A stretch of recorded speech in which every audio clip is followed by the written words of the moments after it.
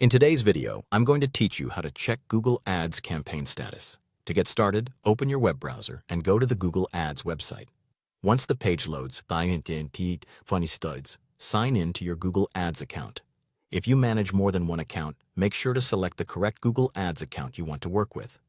This is important because campaign statuses are specific to each account, and checking the wrong one can lead to confusion. After that, give the Google Ads dashboard a moment to fully load.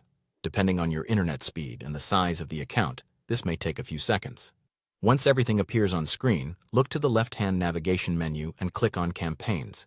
This will take you to the main campaigns area, where you can review all of the campaigns in that account in one place. Next, review the list of campaigns displayed in the Campaigns table. This table gives you a quick overview of your campaigns and includes several columns with useful information. What you want to focus on here is the Status column. Locate that column, then look across each row to view the status shown next to each campaign.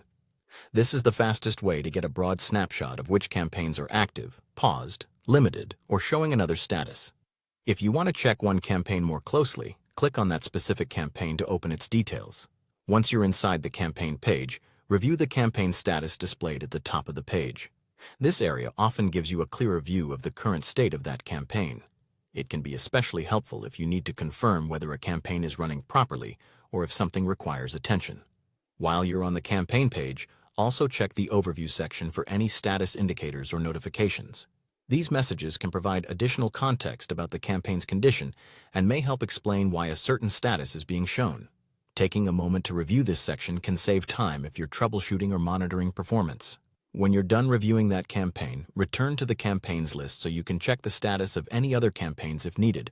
Continue comparing the statuses shown until you've reviewed the campaigns you want to monitor. Finally, confirm that the campaign statuses displayed match the campaigns you're intending to track.